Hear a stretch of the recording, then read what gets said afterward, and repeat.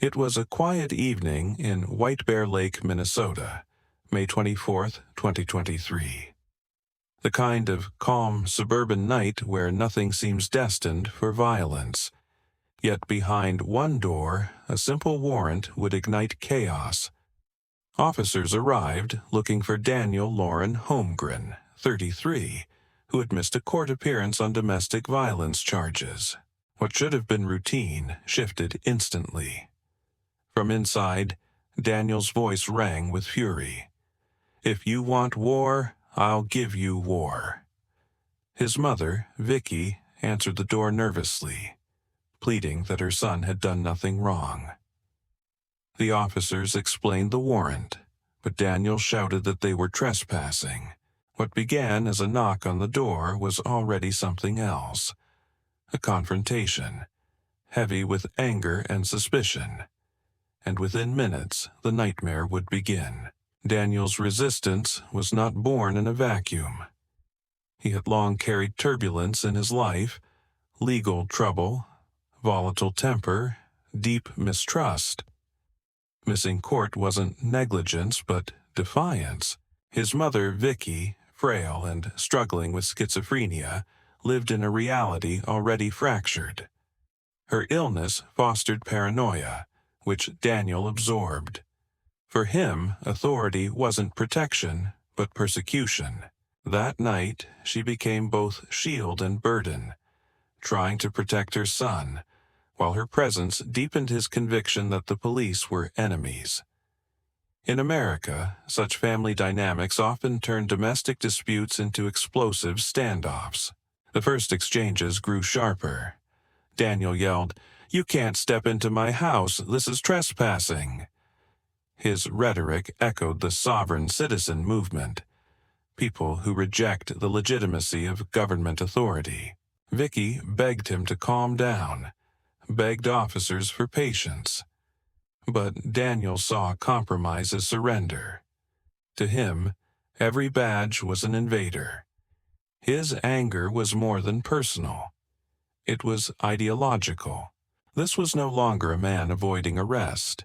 It was someone declaring war against the very idea of law itself. "Step inside and it's war," Daniel roared. Officers repeated the warrant was lawful, but for him their presence confirmed tyranny. This conflict mirrored America's oldest tension, liberty versus authority. Since the Revolution, suspicion of government power has simmered beneath the culture. Daniel cast himself as a patriot resisting invaders. To the police, he was simply a wanted man. To himself, he was standing in history's long line of rebels. That collision of belief made the air thick, unstable, ready to ignite. The argument turned uglier. Daniel hurled insults, calling officers predators. Vicky cried, desperate to stop the spiral. Officers weighed their options. Talk longer or act. But Daniel's paranoia was rising, his voice jagged with rage. Reason slipped further away with each passing minute. The officers recognized the truth. Words alone would never end this. What remained was force or surrender. And Daniel had made it clear. He would never surrender. Backup arrived. SWAT prepared shields, tear gas, weapons. Tactical decisions replaced negotiation. Such deployments are routine in the U.S., where heavily armed units respond to barricaded suspects. In Europe, negotiation often lasts hours before force is used. But in America, with higher risks of firearms, tactics move faster. Neighbors were told to stay inside. The street became a stage. Spotlights on a single house where defiance was about to meet firepower. Daniel shouted through the door, invoking pride. "Scandinavian blood runs in me, I won't bow." His mother begged to enter his room, believing only she could calm him. Police blocked her path, knowing a misstep could end her life. It was a tragic archetype. A mother's love colliding with a son's rage. She saw him as her child, police saw him as a threat, and he saw himself as a warrior.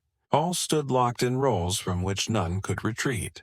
Then came the breach. Officers launched tear gas into the room.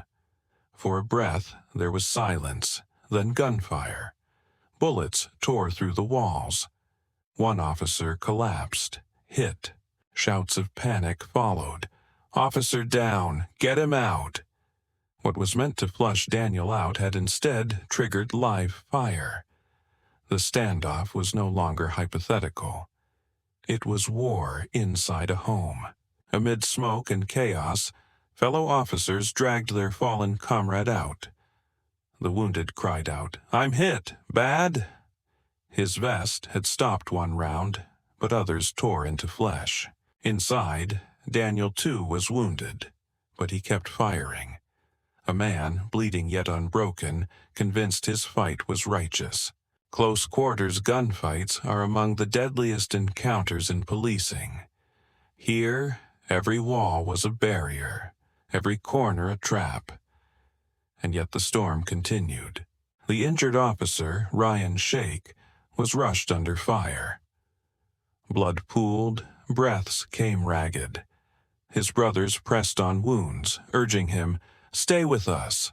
In modern U.S. policing, medics and body armor often decide life or death.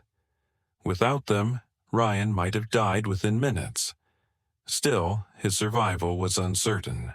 For those still outside the house, the mission was clear. End the threat before another officer fell. Daniel shouted through pain, "I've got a .40 caliber. I'll fight to the last." His bravado masked his weakening body. Psychologists call this the last stand mindset. Suspects clinging to pride, even when doomed. To them, surrender feels worse than death. Daniel's voice was shaky now, but his defiance remained sharp. A wounded man, yet still a danger. More gunfire erupted. SWAT reinforced the perimeter. Neighbors evacuated. Floodlights turned night into day. For some, the scene recalled darker American sieges.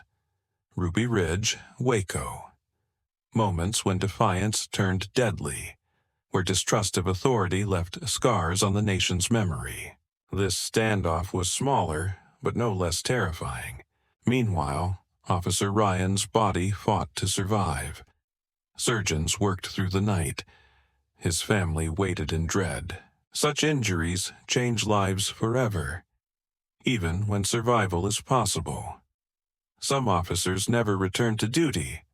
Others do, carrying pain as a constant reminder. Ryan would eventually return, but only after months of healing, both body and spirit. Inside, Daniel's energy drained. Tear gas filled the air, choking him. Finally, he crawled out, hands raised, eyes swollen. Officers rushed forward, secured him, and found the weapon, a Smith & Wesson 9mm pistol. The house, once his fortress, was now just another crime scene. The battle was over, but its cost was already permanent. The legal weight came swiftly. Daniel was charged with attempted murder of an officer, felony assault, weapons violations. In America, crimes against police carry some of the harshest penalties. Courts treat them not only as personal attacks, but as assaults on the system itself. Daniel's life was about to be measured in decades, yet the system sought compromise. Prosecutors offered a plea deal. Plead guilty to reduced charges. Avoid trial. Why? Trials are risky. A jury could acquit if doubt lingered. Plea deals guarantee punishment and save time. Over 90% of U.S. criminal cases end this way. For Daniel, it meant certainty. No death penalty, no gamble, just prison. The sentence came 19 years. With parole rules, he might walk free by 2035, but those years would not return. Prison is more than walls. It reshapes identity.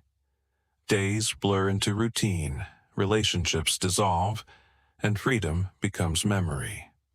For Daniel, decades of life were traded for one night of defiance. In the end, the story was not about victory, but loss.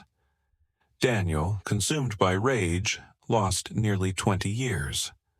Officer Ryan, though surviving, carried scars of lead and trauma. One night, one house, one decision to resist the law. Enough to change lives forever. In America, a single pull of a trigger can redraw futures.